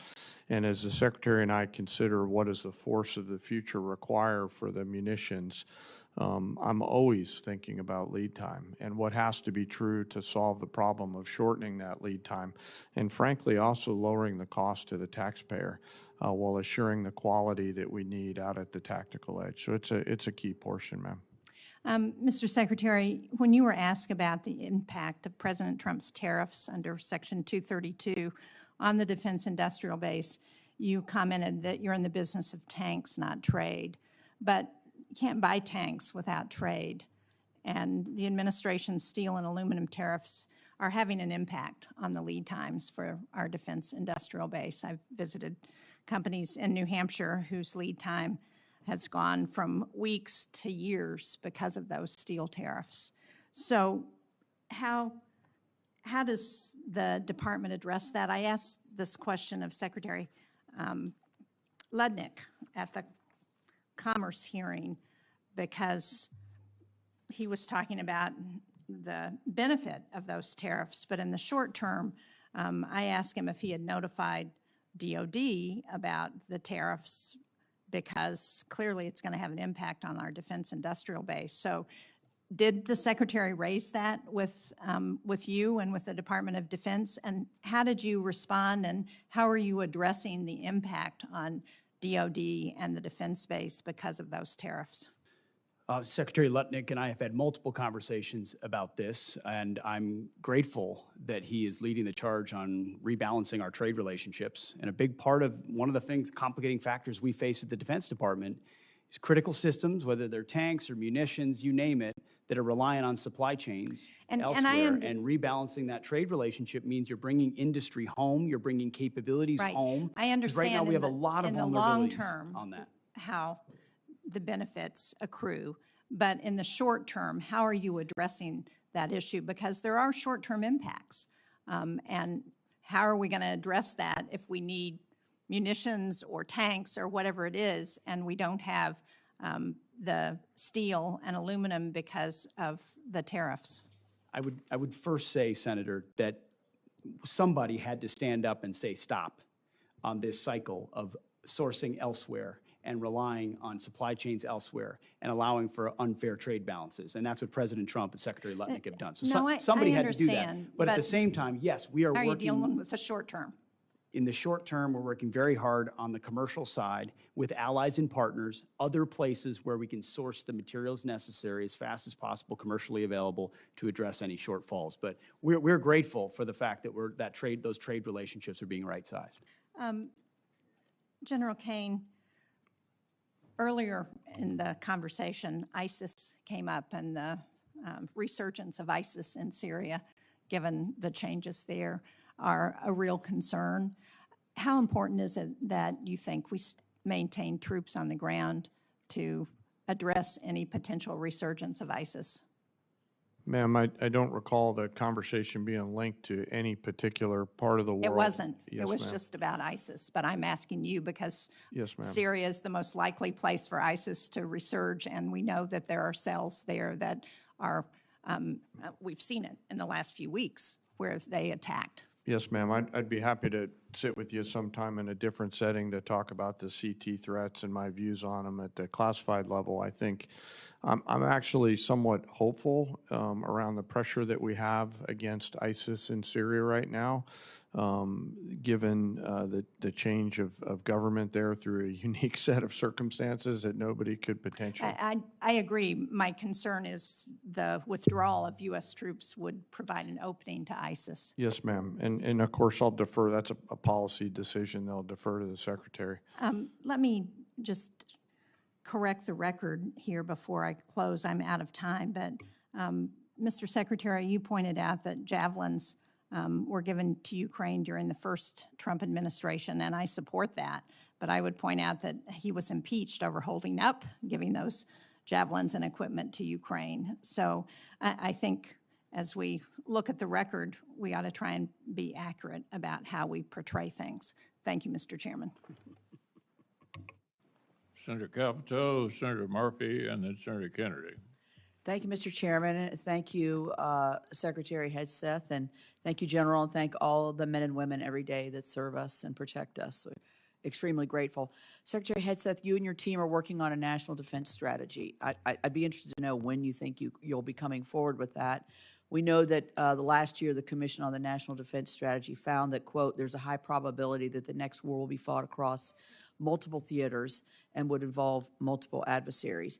How are you thinking about these interconnected threats, and how will your national defense strategy establish a new force to meet those challenges? And when do you think that report will come forward?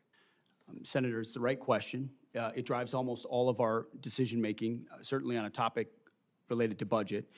We did an interim national defense strategy almost immediately upon arriving because with a new administration, our planning guidance was from the previous administration that we think had the wrong priorities or some of the wrong priorities. And by issuing that interim national defense strategy, it allowed our building to plan around the priorities of President Trump. So that was, and that interim national defense strategy focused on defending the homeland, a recognition that that is important, our pacing threat in the Indo-Pacific, and then burden sharing for our allies and partners, making sure that they're stepping up so that we can focus where we need to. I would anticipate that our national defense strategy will include a lot of those ingredients, but more fully developed. I would expect late summer. Okay. Is if I were to put a pin on it. But that interim strategy has driven why we're investing, where we're investing, and I think driven a lot of difficult decisions. There are things in this budget that we have to address that have been deferred for a long time, that we're willing to say that may have been a fight for the last 20 years, but it's not as applicable to the long-range fight we think we may need to be a part of in the future, or it's not survivable given what we've seen in the last 3 years in Ukraine and the way the battlefield is changing. That's what I would hope the American people would expect from their department, leaning on the military expertise of our uniform class to try to get it right. Thank you. We'll look forward to that report, and that leads me to my second question. And I'm interested in listening to all the questions that this hasn't been asked, and this is a question on space superiority. I mean, in my view, I think a powerful destabilizing force would be if China were to get the superior hand in space. General Saltzman has said that he feels that we do not have what we need to fight on our terms. So I would imagine in your national defense strategy, but also reflected in your budget, how does this match with the need for us to become space dominant? I would be remiss if I didn't take a moment to point out that it was President Trump that created the Space Force, when a lot of people said he shouldn't in his first administration, and that's been critically important to us gaining advantages in that space, to include our ability to implement something like the Golden Dome.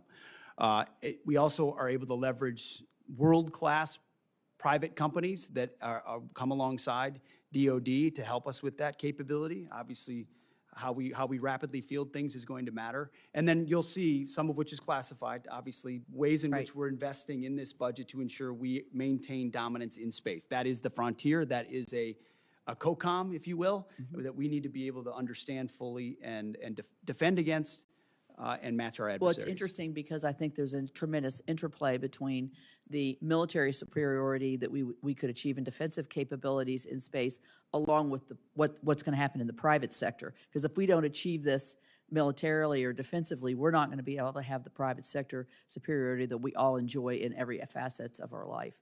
So last question, you mentioned, and I'm very proud of this fact, that the recruiting goals that have been, we've seen them falling short, with the exception of the Marine Corps. I want to give them a shout out because they were meeting their goals. You said that they are higher. So I assume you have some of the statistics as to how much the recruitment is up. I'm curious to know for women, if the recruitment up for women and how you see that. Do you have the statistics? Yeah, I mean, I think there was plenty of pre-criticism that certain groups would not be interested in joining the military in this environment, and we've seen the exact opposite. Because for us, it's not about women or men or black or white. It's about we want the most qualified Americans possible in our ranks who are ready to go, and they have responded. So across the services, the Army's 4 months ahead. The Air Force is way ahead. The Navy's way ahead. And we're going to meet goals well beyond the goals that were reduced by the previous administration because they could not recruit. So we're talking about far surpassing anything that was done before. Is there one prevailing thought when you're doing your after recruiting, talking to a recruit that's signing up? What's the difference? The difference is a commander-in-chief they believe in, Senator. Thank you.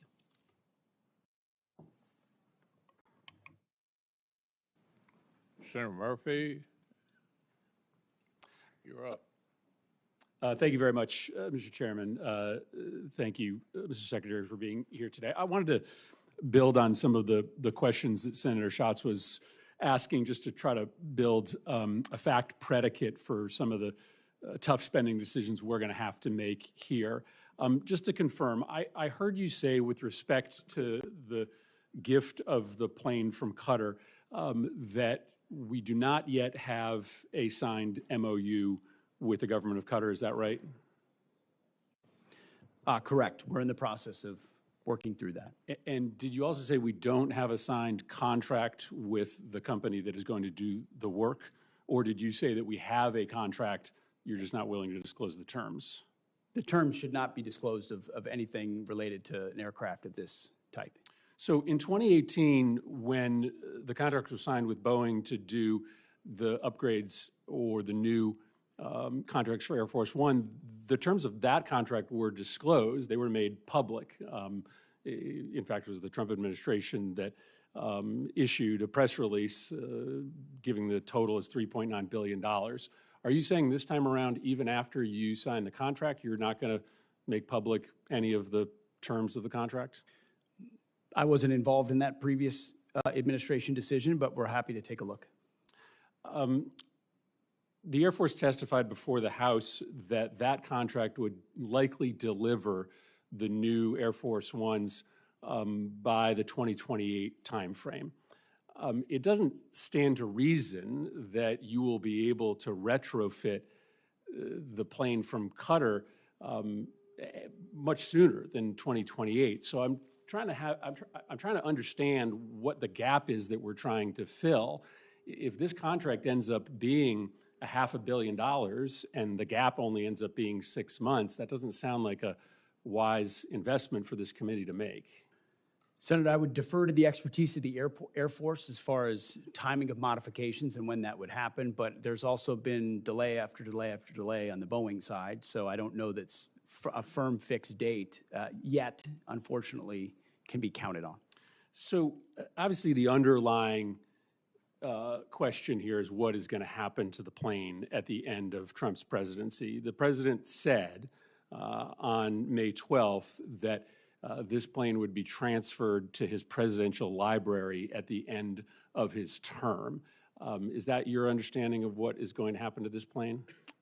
The president said that. That's my understanding, although I would look at what comes out in the MOU. But why would we ask the American taxpayer to spend upwards of $1 billion on a plane that would then only be used for a handful of months and then transferred directly to the president? That doesn't sound like a wise use of taxpayer dollars. A lot of the capabilities, as you know, Senator, of that particular platform are and should remain classified. So there are reasons why you might modify, even for a short period of time, an aircraft to ensure the safety and security of the President of the United States. But when do you believe that those upgrades would be made? How long would the president have it before it got transferred to his personal possession?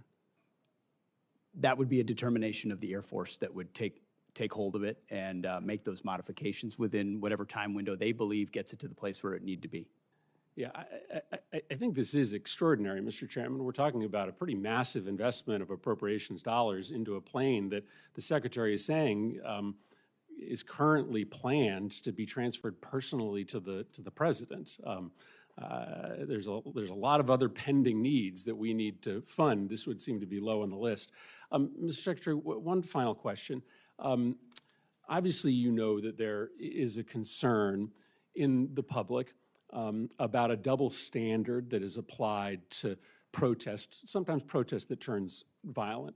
The president, when he came into office, issued pardons to the individuals that attacked the United States Capitol, including those individuals who beat savagely police officers. You have deployed the National Guard and readied Marines in a way that many people think is unnecessary given the state and the local resources. So maybe let me ask the question this way so that you can assuage people's concerns that there is a double standard. The National Guard was deployed here on January 6th, and that was a decision made by the Department of Defense. Do you support that decision? Do you believe that that was the right decision to deploy the National Guard to defend the Capitol on January 6th?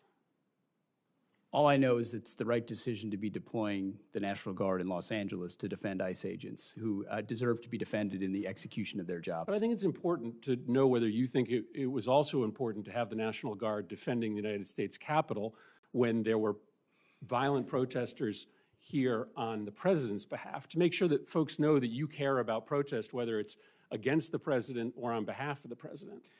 Senator, I was in the Washington, D.C. National Guard when that happened and was initially ordered to go guard the inauguration of Joe Biden. But because of the politicization of the Biden administration, my orders were revoked. And ultimately, because of the politics that were being played inside the Defense Department by the previous administration. But do you support the decision made on January 6th to send the National Guard here to defend I the support Capitol? the decision that President Trump made and requesting the National Guard that was denied. So you do not. President Trump you do not support the decision. Support you do not for the National support the Guard decision in to send the advance National and was Guard here denied. to defend the Capitol. I think that speaks to the worry that many Americans have that there is a double standard, that you are not willing to defend against attacks made on our democracy by supporters of the president, but you are willing to deploy the National Guard to protect against protesters who are criticizing the president. That's not how our taxpayer dollars are supposed to work. They're supposed to be used to defend the United States, no matter the nature or the political affiliation of the protesters. Thank you, Mr. Chairman. Senator Baldwin. Thank you, Mr. Chairman. I want to follow up on a couple of lines of questioning. Just specifically, Mr. Secretary, what is the authority that the administration is using to deploy active duty Marines to California neighborhoods? What authority?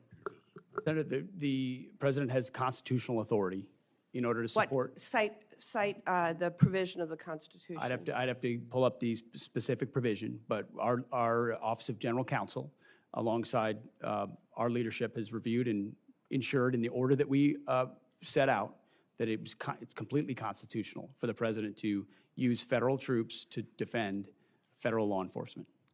Look, I'd like to know the specific constitutional statutory authority. The president made it clear that he relied on Section 12406 of Title 10 with regard to the National Guard troops.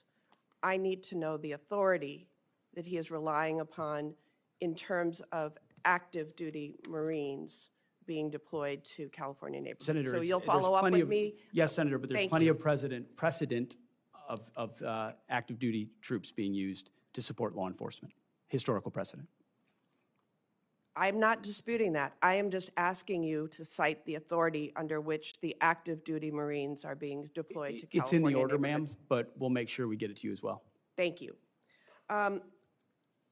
I want to dovetail on a couple of other comments also with regard to the lack of specific detail in the budget request for the Department of Defense. I take great pride in Wisconsin's contributions to our national defense, and that includes many Wisconsinites who are hard at work building the Constellation-class frigate.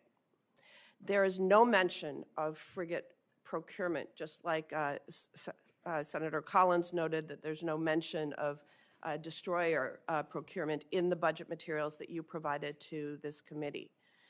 My state makes the frigate.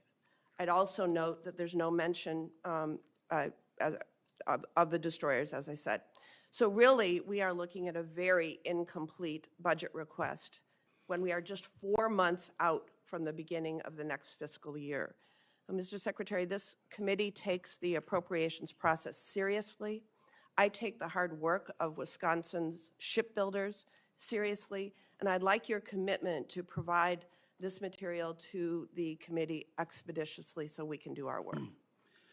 Senator, we'll make sure you get all the information, but what I would say is this is a historic investment in shipbuilding, both the defense industrial base and ships.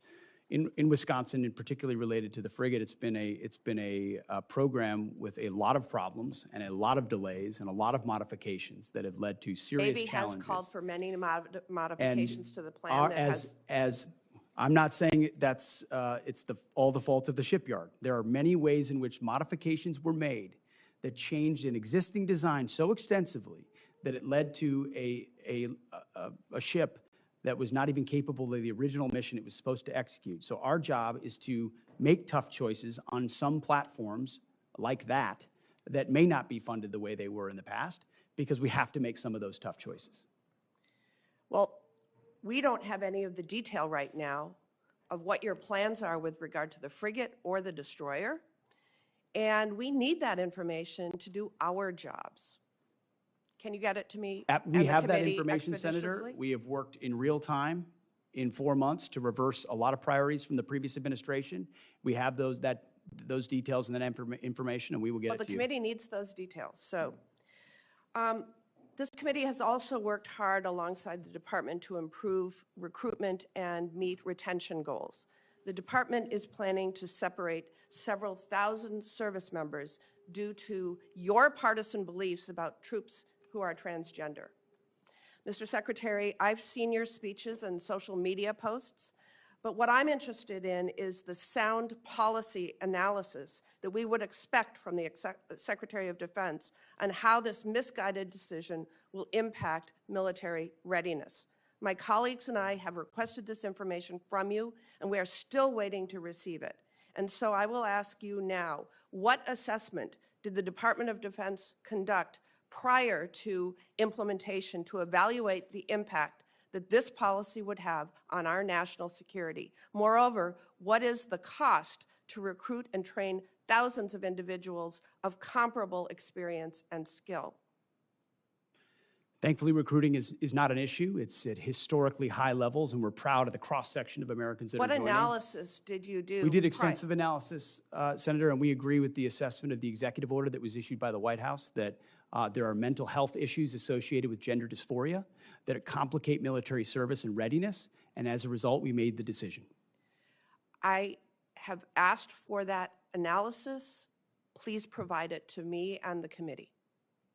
We will provide it.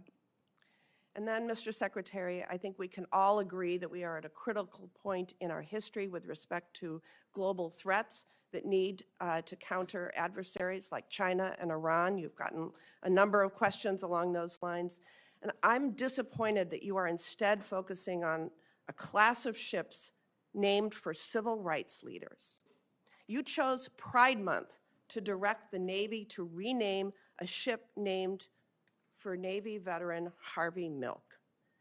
This committee will continue to pursue serious work in the interests of American national security, and I ask you to choose to join us in that endeavor.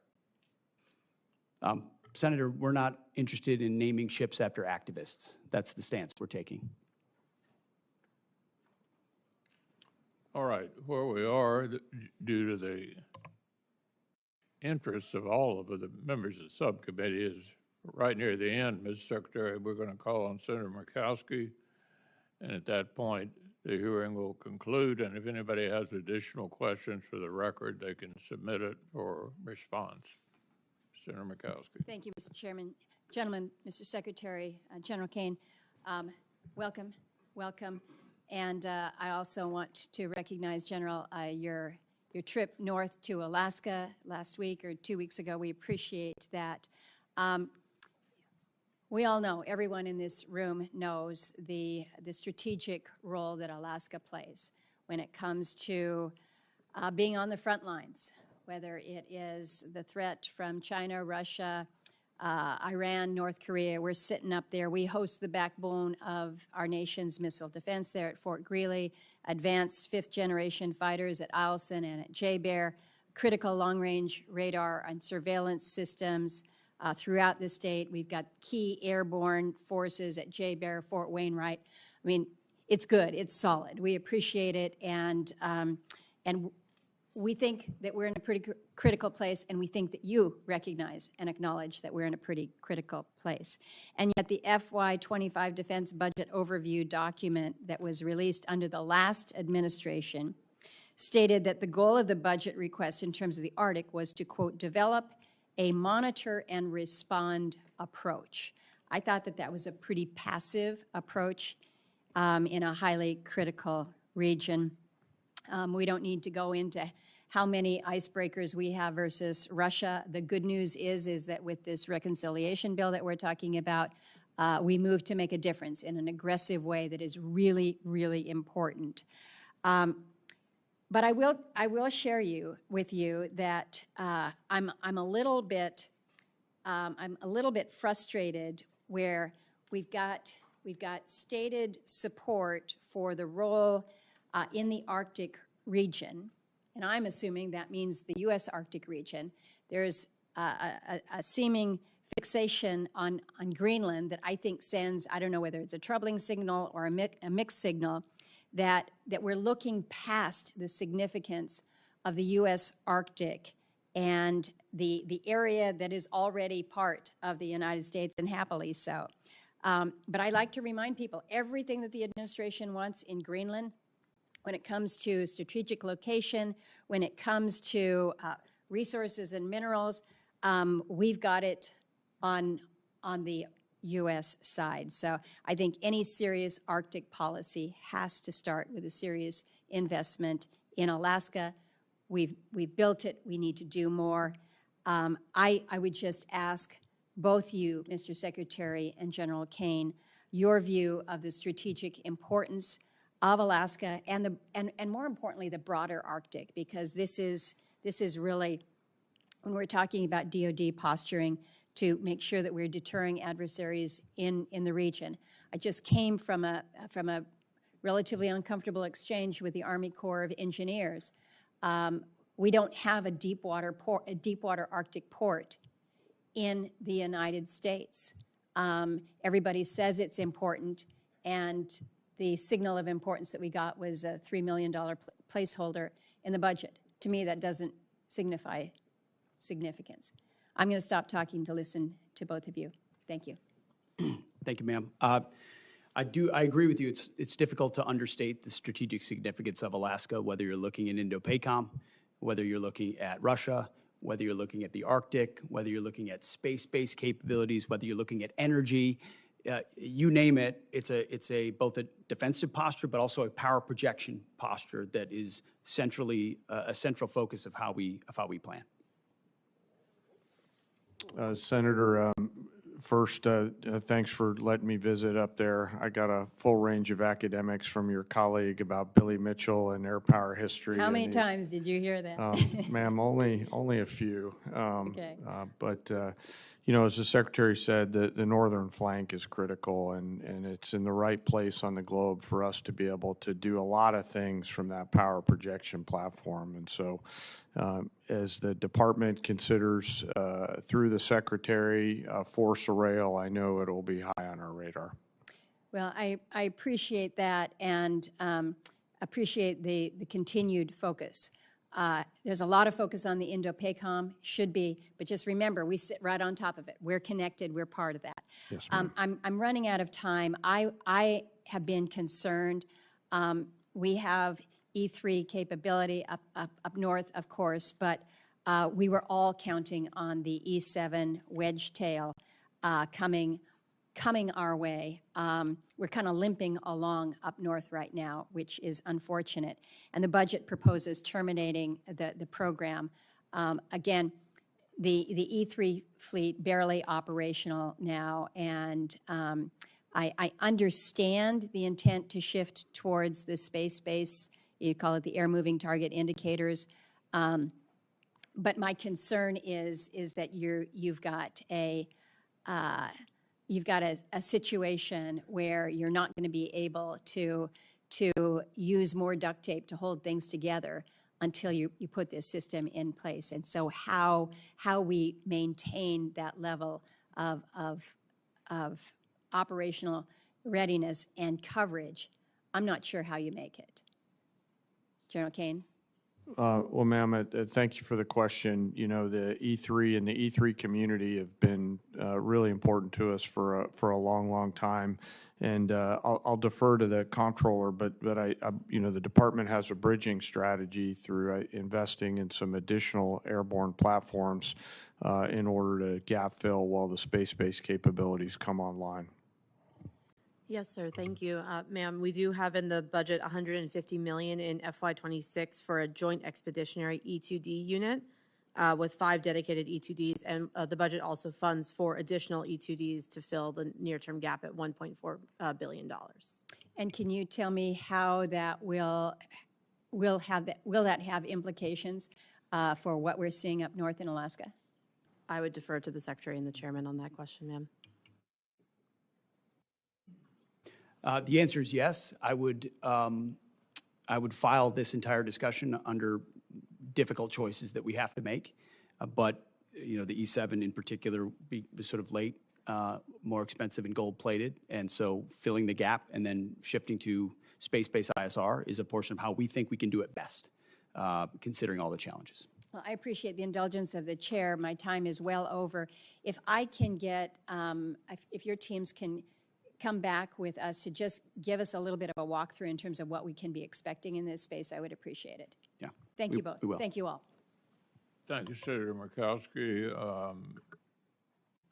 Members of the subcommittee will have a week to get questions in for the record, and we'd request witnesses to respond within 30 days. So the subcommittee stands in recess, subject to the call of the chair. Thank you, Mr. Secretary.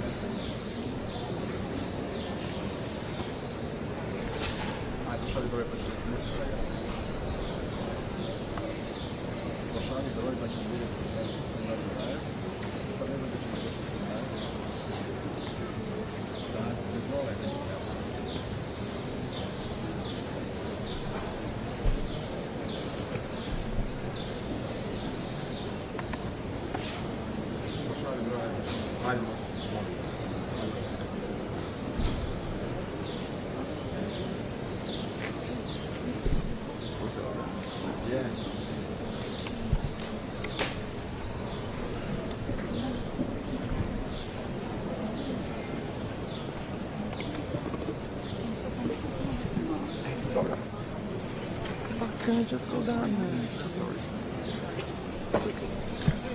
It's okay, it's okay. Alles gut, alles gut. It's okay. Doch, es ist alles gut. Es ist alles gut. You're not to anyone here.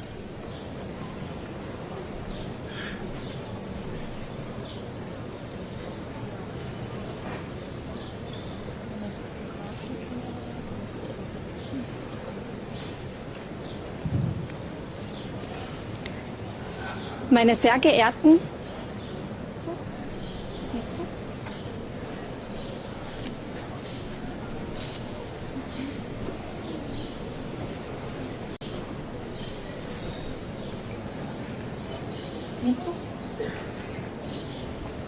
geehrten Damen und Herren, ich darf Sie alle zu dieser Gedenkveranstaltung begrüßen. In einer Stunde der Trauer, des Erinnerns und des stillen Zusammenhaltens. Besonders begrüßen wir heute die Angehörigen der Opfer.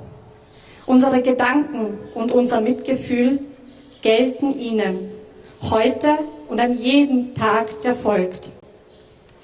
Wir begrüßen ebenso Herrn Bundespräsidenten Dr. Alexander van der Bellen und Frau Bürgermeisterin Elke K. Im Namen der Muslimischen Jugend Österreich sowie des Steirischen Landesjugendbeirats möchte ich Sie zu unserer heutigen Gedenkveranstaltung anlässlich des tragischen Amoklaufs, der sich gestern in einer Schule in unserer Stadt ereignete, willkommen heißen. Wir sind alle tief erschüttert über die schrecklichen Ereignisse, durch die zahlreiche Jugendliche und 2 Lehrpersonen aus dem Leben gerissen wurden und weitere schwer verletzt.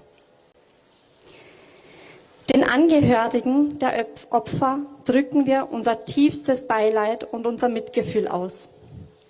Heute stehen wir gemeinsam hier, um der Opfer zu gedenken und als Gesellschaft ein gemeinsames Zeichen zu setzen. Gegen Gewalt, gegen Hass und für ein friedliches Miteinander. Im Rahmen des heutigen Abends wollen wir innehalten, Raum für Schmerz und Stille geben, aber auch Worte der Hoffnung und der Verbundenheit sprechen. Ich darf nun mit großem Respekt